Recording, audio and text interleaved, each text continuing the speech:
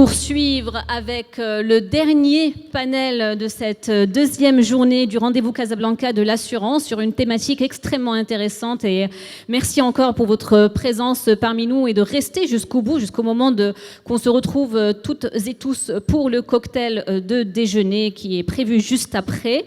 Nous allons maintenant discuter de comment l'émergence de l'intelligence artificielle peut influencer le business model des assureurs. Et pour cela, je vous remercie d'accueillir avec moi sur scène Dario Focarelli, directeur général, Association nationale italienne des entreprises d'assurance. Merci de l'applaudir pendant qu'il se dirige sur scène.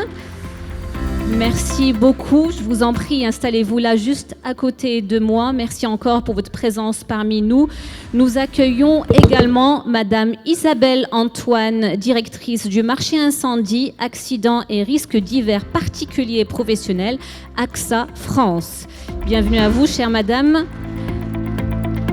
Un plaisir de vous avoir parmi nous, and we are very pleased to have with us Felipe Restrepo, CEO, directeur technique et cofondateur de Odaptos.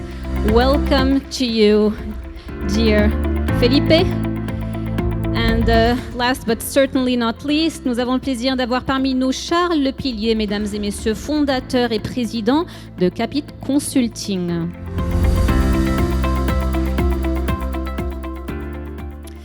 Cette conversation, mesdames et messieurs, va se poursuivre en anglais et en français. Donc, encore une fois, nous vous invitons à garder à côté de vous vos casques d'interprétation simultanée si vous en avez besoin. This conversation, ladies and gentlemen, will be both in English and in French. So I want to make sure that you are equipped with headsets if you need live translation. I think so. Everyone has their headsets. Felipe, do you need one? Non, ok, perfect. Well, thank you once again. Merci beaucoup à vous quatre d'être parmi nous. We have roughly 30 minutes for this panel discussion, and then we'll wrap up together this wonderful event. I'd like to start, je vais commencer par vous et permettez-moi de passer du français à l'anglais. Deux de nos intervenants sont francophones et deux autres sont anglophones. Et je vais commencer par vous, cher Charles Lepillier. Je sais que vous avez un vol à 14h. J'espère que vous avez pu modifier l'horaire. C'est en cours, voilà. Donc on va commencer par vous, juste au cas où, pour pouvoir vous libérer si besoin. Nous comprenons parfaitement, encore merci d'être parmi nous. Donc pour commencer la discussion, dans quelle mesure est-ce que vous adressez les problématiques de l'intelligence artificielle au sein de Capit Consulting et pourriez-vous nous apporter votre vision concernant l'impact de l'IA sur le business model des assureurs? Oui, alors déjà, merci pour l'invitation et je suis ravi d'être là parmi vous. Alors, le terme consulting, déjà, on peut y mettre pas mal de compétences ou d'expertise derrière, donc je pense que c'est important de remettre un peu de contexte. Nous, notre spécialité, c'est d'accompagner les acteurs du marché de l'assurance dans leurs grands projets de transformation de leur système d'information. En d'autres termes, on intègre des solutions de back-office, de front-office, qui répondent à leurs besoins et on les intègre dans leur architecture SI. Au global. Quand on dit ça, forcément, on travaille avec des technologies, donc nous, on se doit aussi d'avoir un œil de veille technologique, et donc en interne, au cabinet, on apporte une grande place à l'innovation. On se donne les moyens, enfin, on a intégré un programme d'innovation où on est dans un incubateur dans lequel on va accompagner des startups pendant 1 an pour intégrer le marché de l'assurance. On fait partie d'un laboratoire d'innovation où on développe des prototypes liés à des cas d'usage métier, et puis on regarde si ça marche ou pas. Et puis en interne, on a fait des partenariats avec des entreprises tech qui nous permettent en fait de réfléchir à l'impact justement de l'intelligence artificielle sur le marché de l'assurance. Et donc pour revenir sur votre deuxième question, quels sont les impacts sur la chaîne de valeur ? Alors, on travaille depuis plusieurs mois sur une étude, en fait c'est un référentiel de cas d'usage métier, où tous les cas d'usage, on les a classés selon 3 axes. La maturité technologique, qui est utilisée, enfin des technos qui sont utilisés, la complexité de mise en œuvre chez les assureurs, ou les courtiers, ou tout autre acteur, et surtout le retour sur investissement. Et donc, quand on travaille sur ce large panel de cas d'usage, on voit qu'en réalité, toute la chaîne de valeur, finalement, elle est déjà impactée. Alors, je vais essayer de résumer et je vais vous répondre avec des exemples concrets de cas d'usage sur, à minima, 3 grands axes. Le premier, propre aux assureurs, hein, bien entendu. Le premier, la relation client. Alors, aujourd'hui, vous connaissez déjà les chatbots, les voicebots. On est déjà capable de gérer l'interlocution client avec ces technologies-là. Alors, j'en parle, même si tout le monde les connaît, parce que les chatbots d'aujourd'hui ne sont plus ceux d'hier, d'il y a juste 3 ans, même pas, grâce à l'IA générative, où là, on va pouvoir avoir des conversations beaucoup plus fluides et naturelles. Donc, ce sont des cas d'usage qui sont déjà en place et qui fonctionnent. On a ensuite le cas du conseiller augmenté. Alors, pour reprendre une formule de Cédric Villani, grand mathématicien français, alors je vais l'adapter au contexte, hein. On veut des conseillers augmentés, on ne veut pas des algorithmes conseillers. C'est-à-dire qu'on veut apporter aux conseillers la puissance de calcul et d'analyse de l'IA. Donc recroiser tout un tas de données pour lui permettre de faire du cross-sales, pour lui permettre d'avoir tout un contexte client sur les comptes rendus des derniers appels qu'il a reçus, sur l'ensemble des mails qui ont été échangés entre les différents interlocuteurs, etc., etc. Autre cas d'usage également dans la relation client, c'est l'hyper-personnalisation des parcours. Aujourd'hui, on a des entreprises comme Dotaki. Alors, je précise que toutes les sources que je donne sont publiques, hein.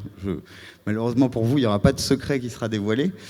On a des boîtes qui font ça sur le parcours client, c'est-à-dire qu'on va dresser des profils types de clients, ceux par exemple qui sont à l'aise avec les problématiques d'assurance ou autres, et ceux qui ne le sont pas. Et selon les profils, eh bien, on va adapter, alors parfois en temps réel, le parcours client qu'ils utilisent. Donc, typiquement, on peut choisir d'afficher un tableau de garantie simplifié pour des gens qui ne travaillent pas du tout dans le monde de l'assurance, et à contrario, des tableaux de garantie détaillés pour ceux dont c'est le métier. Donc, on est capable de s'adapter et d'hyper-personnaliser les parcours clients. Autre point et autre technologie, l'analyse émotionnelle. Mais ça, je laisserai mon cher confrère Felipe en parler bien mieux que moi, grâce à sa structure Odaptos. On a également ensuite toute la partie mesure de la satisfaction client. On est capable d'analyser à nouveau tous les échanges qui ont eu lieu et de détecter des signaux faibles ou forts de mécontentement, de satisfaction, et donc d'adapter forcément derrière des actions marketing si nécessaire. Et puis la dernière sur la relation client, l'attrition.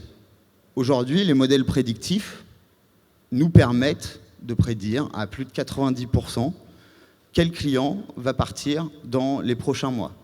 Alors, j'en parle parce que c'est un cas d'usage qu'on a réalisé, qu'on a développé. Très rapidement, le principe est assez trivial. On va prendre des clients, on va construire une grappe de données autour d'eux, donc des données qui vont les définir, et puis tout simplement, on va regarder en année N-5 quel client était assuré, et en année N-4 quel client est parti. Et donc on va faire ça d'année en année pour affiner en fait les signaux faibles et forts et être capable de prédire qu'à l'année N+1, tel ou tel client va certainement résilier son contrat. Ça marche aujourd'hui. Donc c'est des actions qui peuvent être mises en place. La complexité de mise en œuvre n'est pas forte. En revanche, il faut toujours garder en tête quelque chose, c'est qu'il faut de la data. Voilà. C'est le facteur clé de succès de tout ça. Deuxième axe, je vais essayer d'accélérer, mais comme j'ai plein de choses à vous dire, je ne veux pas louper un seul élément. Le deuxième axe, c'est l'impact de l'IA sur tout ce qui est opération interne. Aujourd'hui, on est capable également d'automatiser des processus de gestion. Ça commence par le KYC, avec de l'analyse de fraude documentaire, ça marche très bien. Alors c'était, oui, un exemple, Préparvis, qui a travaillé avec la solution Vialink sur le contrôle justement des papiers d'identité de leurs clients. Bon, ils sont passés d'un temps de contrôle de 2 semaines à 15 secondes. Ça marche, ça peut être mis en place, c'est relativement simple et il y a plein de solutions sur le marché qui le font. Ensuite, on a aussi la partie automatisation des processus sur l'estimation des dommages. Alors, on a des résultats, on a encore du mal à passer le cap de l'automatisation même, mais en tout cas, il y a déjà des grandes entreprises, le groupe Covea avec la MMA, la GMF, la MAF, qui travaillent avec des solutions comme Tractable, Monk, et d'autres encore sur justement l'analyse d'images des dégâts automobiles, par exemple. Donc ça aussi, aujourd'hui, on travaille déjà sur ces sujets-là. Moins époustouflant, mais toujours aussi efficace, le traitement des mails des clients, d'accord, pour toutes les raisons que j'ai citées au-dessus, mais qui peuvent automatiser aussi les réponses par mail qu'on veut leur faire, et donc faire gagner un temps précieux à la gestion. Et puis tout ce qui est partie fraude, avec des acteurs incontournables comme Shift, qui sont déjà en production chez pas mal de clients, en tout cas sur le marché français.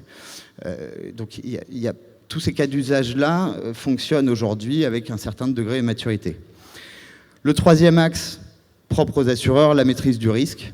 Aujourd'hui, on est capable de revoir les modèles de tarification et d'intégrer notamment des données externes. C'est ce que fait la solution Namer, qui va récupérer tous les cadastres, les données publiques françaises, prendre des images satellites des habitats et donc faciliter la tarification au plus juste pour les assureurs.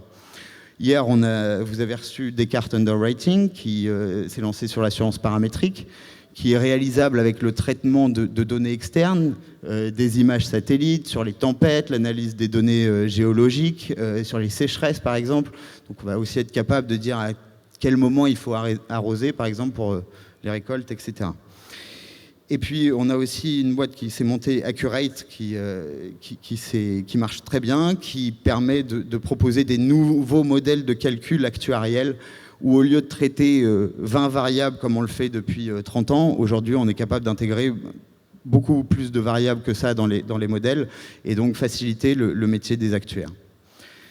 Donc vous voyez qu'il y a beaucoup de cas d'usage, ce n'est qu'une partie, j'essaye d'être concis, mais qui impacte vraiment sur toute la chaîne de l'assurance. Plusieurs cas d'usage, effectivement, et merci de nous avoir partagé ces exemples dans des secteurs différents. Je vais poursuivre avec vous très rapidement parce que j'ai quand même à cœur que vous ne ratiez pas votre vol, surtout s'il est à 14h. Alors, de votre expérience... On a changé. Vous l'avez changé ? Très bien, donc Prenez votre temps. Vous restez avec nous dans ce cas-là. Je poursuis le premier tour et je reviendrai vers vous parce que j'aimerais savoir, avoir votre point de vue sur les limites identifiées par rapport à l'intelligence artificielle. Alors, Dario, I'd like to turn to you now. It is such a pleasure to have you with us. We'd like to hear your perspective. We just heard now some of the interesting usages of artificial intelligence.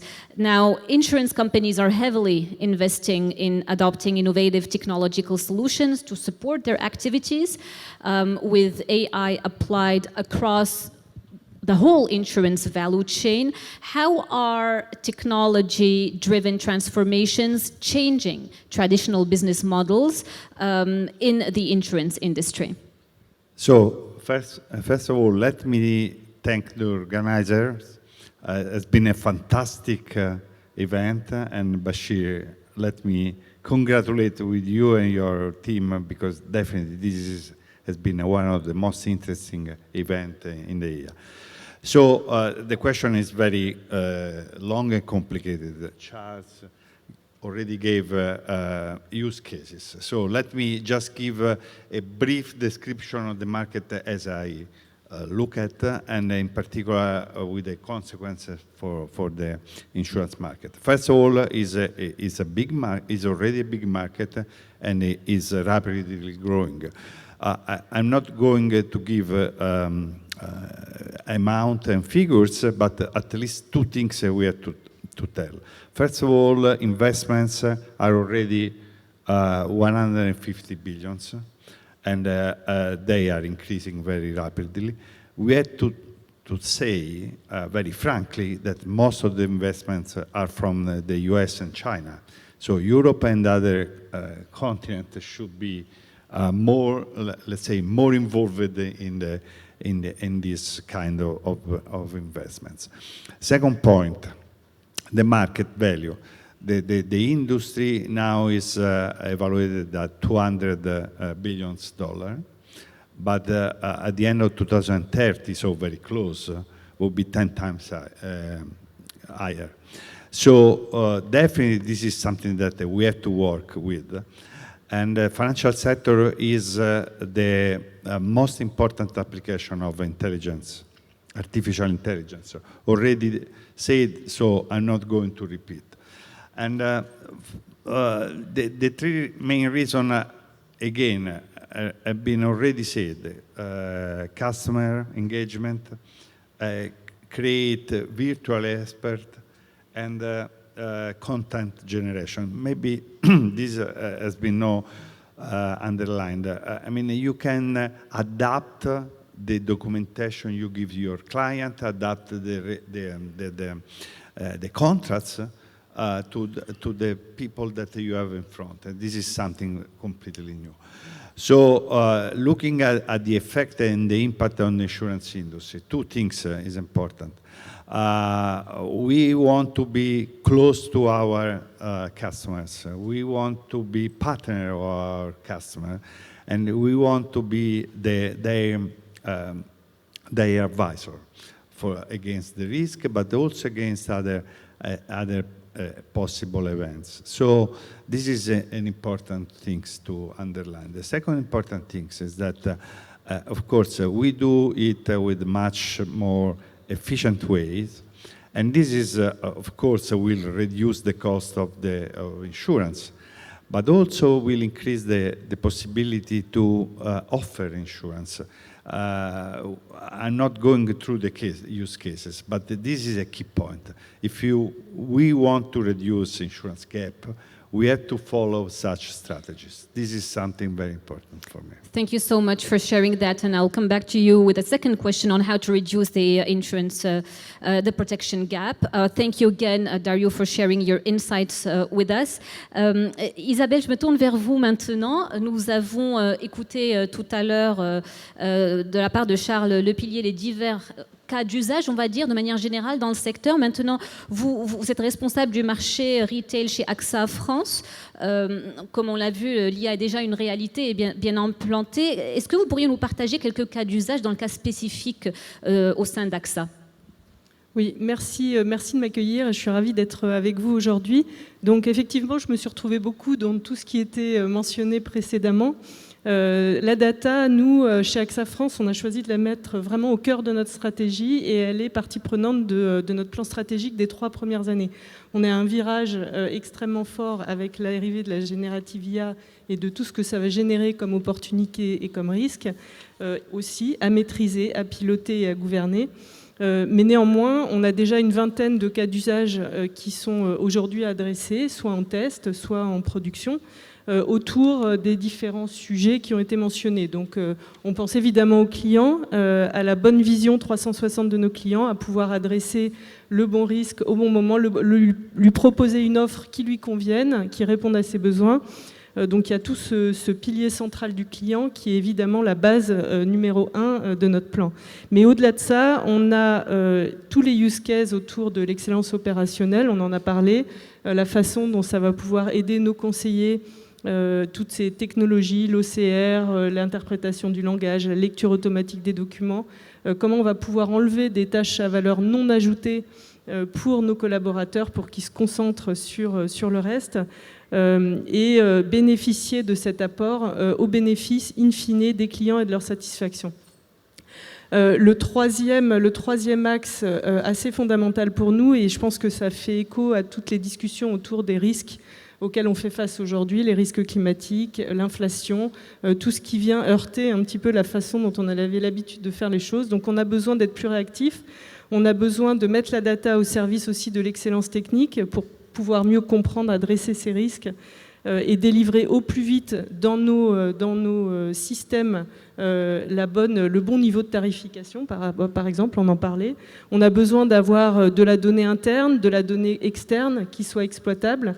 Et tout ça, alors certes, on peut faire des partenariats avec des startups, et ça c'est aussi un axe pour voir le make or buy, comment on bénéficie de l'apport de nos partenaires, mais aussi comment on fait pour que nos systèmes soient agiles, pour qu'on puisse mettre en production ces innovations Et donc, par exemple, nous, on a aussi un cas d'usage sur le pricing pour rendre notre pricing bien plus agile. On parlait de quelques mois il y a quelques temps, on passe sur des possibilités de changer nos prix inférieurs à 1 mois. Et ça, c'est dans le monde qui nous entoure aujourd'hui, c'est fondamental. Et ça sert évidemment aussi à lever les irritants de nos actuaires, nos data scientists qui travaillent la donnée depuis l'origine, puisque ça fait partie de notre ADN. Mais c'est important aussi d'aller, avec l'augmentation de cette data, sur son organisation, sur sa qualité et sur la possibilité de délivrer concrètement des cas d'usage à valeur. Et on y reviendra justement sur les prérequis nécessaires de votre point de vue. On s'intéressera aux prérequis qui vous semblent indispensables. Je reviendrai vers vous à ce sujet. Felipe, you lead Odaptos, which is a really interesting video platform that allows for analyzing emotional and the reaction of customers. We very much look forward to learning more about that. My question to you is, how do you think that AI-driven insights into these customer behaviors that you're able to collect, and how are they driving the development of new insurance products, and what challenges might insurers face in this innovative approach? Yeah, thank you for having me here first. Everything is being said by my co-panelists here.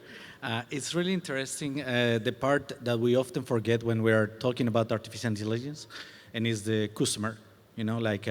We often go too quickly into analyzing the data, but data is not human. And we are building products for human, to take care of the human lives. So having a platform or a technology that, like artificial intelligence, help us to really understand the core of the person that we are facing in front of us as a company. And the insurance has a lot of opportunities to grow here because they can easily build and use artificial intelligence with platform like the one that we built in Odaptos, or a platform like what you mentioned, Charles, Dotaki, that can help you actually think about the human and its insights and everything and all the information that this person is giving us as a client, to be able to build more engaging opportunities in marketing, communication, user journey, but also the offer that we create for them. Like, for example, I often dream about a company that, as an insurance company, that I can buy a house for example.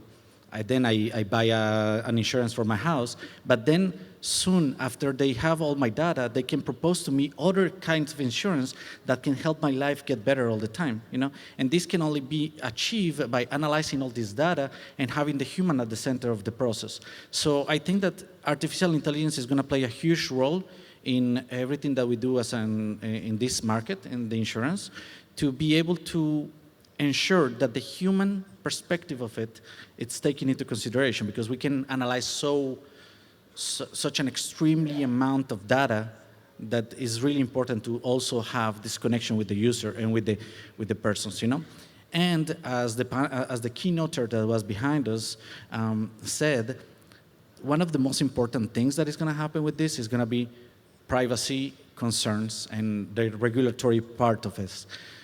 How are we going to handle the data of our users, in this case when artificial intelligence is going to mix all this data to guarantee that all this is anonymized, that we are respecting the private life of our users, and that we are, with the cybersecurity teams, we're ensuring that this doesn't create a problem for data leaks and stuff. EA Act is going to be a huge change in the way that we do business and how we apply artificial intelligence in our systems. And I think that the insurance has to step forward on that side as well, to ensure that all this information is well guarded and will protect according to the regulations.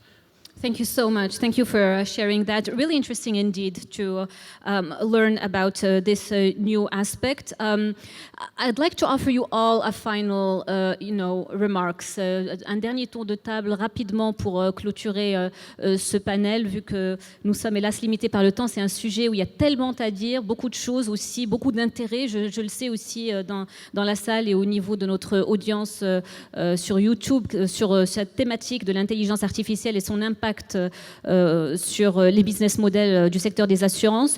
Un mot de la fin, Charles Lepillier, peut-être sur les limites que vous avez identifiées très brièvement. Oui, alors j'ai été assez concret dans la première partie de mon exposition et on va essayer de prendre un peu de hauteur. Donc on va repartir de l'organisation même. Premier impact organisationnel. C'est-à-dire que vous allez avoir, il va être essentiel pour les acteurs d'investir sur la formation et la sensibilisation de toutes les populations de l'entreprise à ce que font les nouvelles technologies. Il va falloir les former, les sensibiliser. Il va falloir intégrer aussi des populations qui n'étaient pas présentes actuellement sur, par exemple, des processus de création de produits. Typiquement, les technologies, elles sont drivées par les DSI des groupes. Demain, quand on va créer des produits, à l'aide de ces nouvelles technologies-là, il faudra intégrer les DSI à tout ça. Il va aussi falloir intégrer les représentants du personnel dans la prise de décision pour s'assurer aussi d'un cadre éthique. Donc déjà, il y a une sensibilisation à ces nouvelles technologies au niveau interne. Ensuite, il va aussi y avoir toute une réflexion sur les nouveaux métiers qui vont en émerger. Parce qu'il va y en avoir. Chef de projet IA, data steward, responsable éthique IA. Donc il va falloir aussi se poser les questions.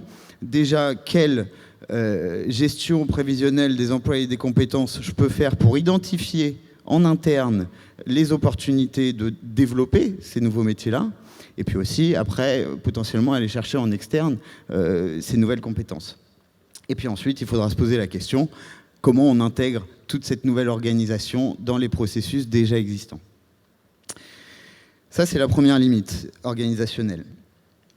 Deuxième limite, qui dit nouvelle technologie, dit aussi nouvelle exposition au risque.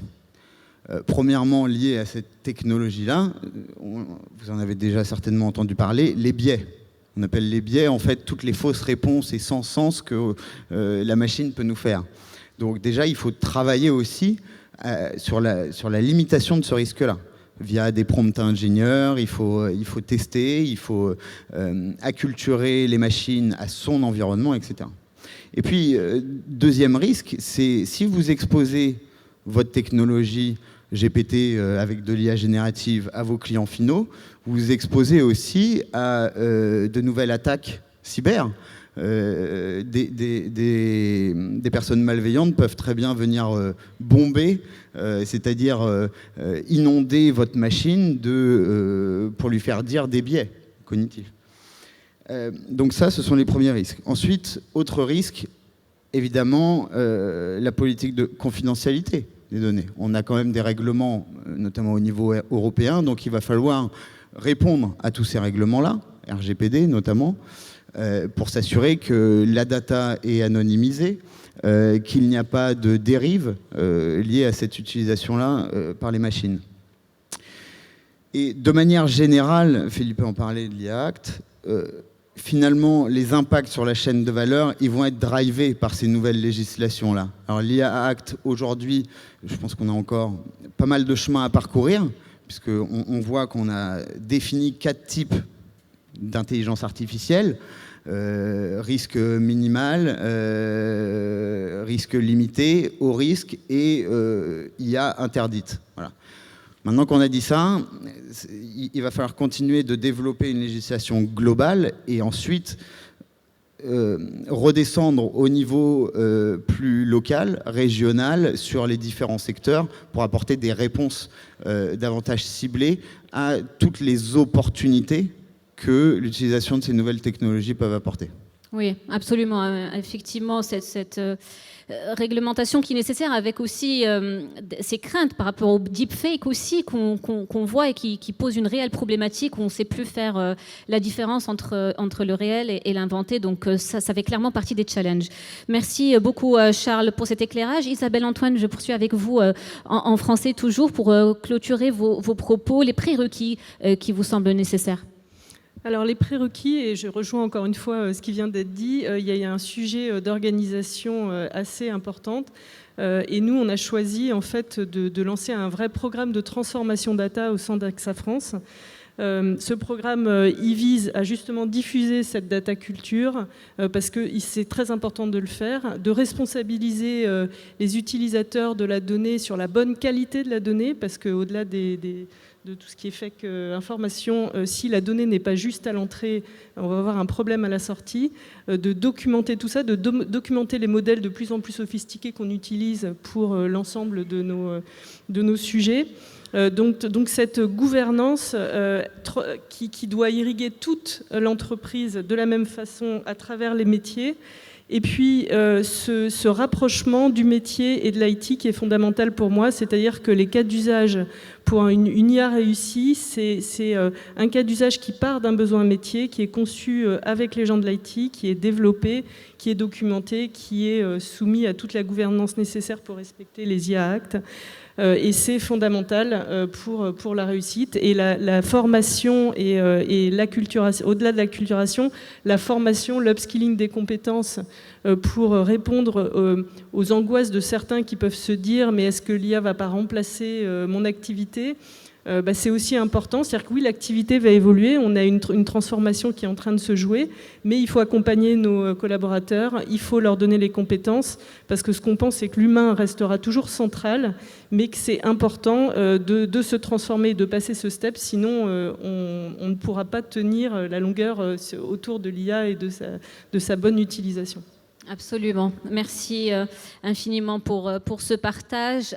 Dario, building on what has been previously said and also your first remarks, from your perspective, what are the main concerns related to a wider use of AI in the insurance sector?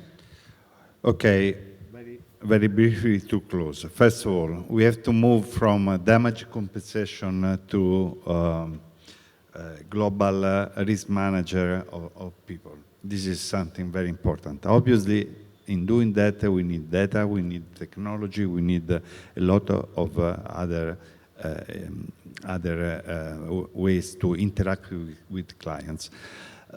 To do that, obviously, there are risks, and risks in artificial intelligence are very clear. It's what already Petra said before in her speech.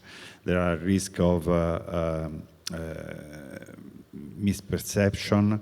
There are risks in terms of increasing the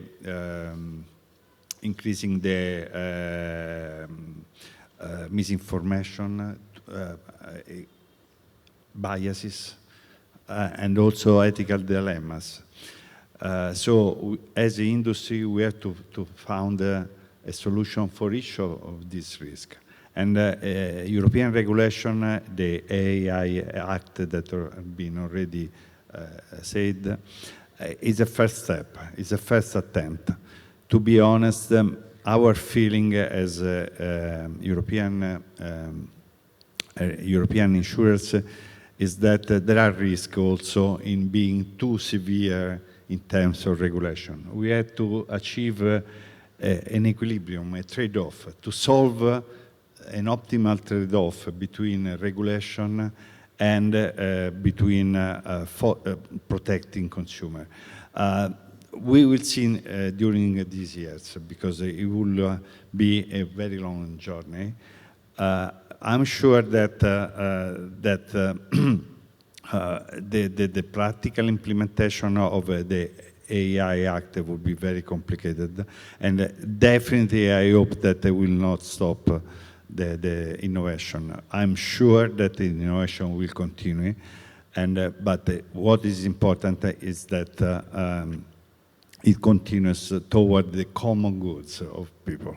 Thank you. Absolutely, a long journey indeed ahead of us, and we do hope that it will evolve for the good of the people. Thank you so much for your closing remarks. Felipe, probably a final thought on emotional analysis and the usage in the insurance sector.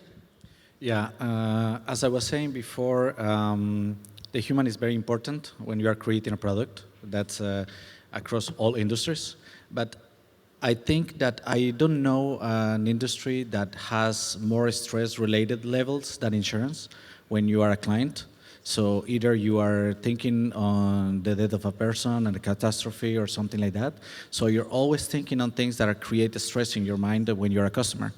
The existence of artificial intelligence brought back some things known and rooted in behavioral psychology, that is like emotional analysis. And this created a variant of artificial intelligence that is called affective nets. And the affective nets are very few in the market, actually. We are one of them. And these affective nets are designed to understand better the deep psychographic and emotional standard of a person, you know? And this is gonna play a huge role in the industry because as an industry that has so many actors, that contains so many stress within the process, one of the differentiators that is going to change and increase the business opportunities, the adoption of different offers and stuff, will be how you build better experiences for your clients. One of the best examples of this is a mutuelle in France that is called Alan, that break the game, but incorporated human-centered practices rooted in better understanding of the user. And this is getting more and more possible thanks to emotional and affective nets that incorporate the emotions in the creation of products and services.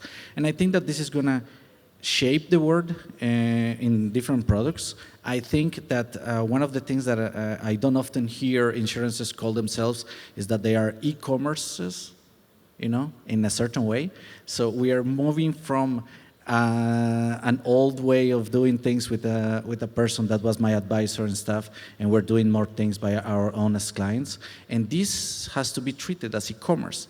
And as an e-commerce, you have to underline better usability, better journeys, better services, and more human processes. And so this is what we think that affective nets are going to change. One of the examples is Dotaki, the company that we've been talking about. I love this service, is because they can create a psychographic chart from your navigation to define if you're a rational or an emotional person. And then, in real time, change the wordings that are used in your website. And this is like mind-blowing because it can adapt to already two different kinds of people. This is very interesting. I think that in the future we're going to do more psychographic and it's going to adapt to more different demographics. And therefore, it's going to ensure that you're communicating the right message within the same product. And I think that that is going to be an amazing step forward into real-time customization thanks to affective nets. And with Adaptos as well, it's like the process that we do before, when the product is being created, is giving the possibility to, instead of spending a lot of money in market research, you use our platform and you get feedback in 3 days. And then you can build products much more faster that are more connected to humans. And it's all thanks to the capacities that this affective net have into analyzing everything in the emotional response of a user.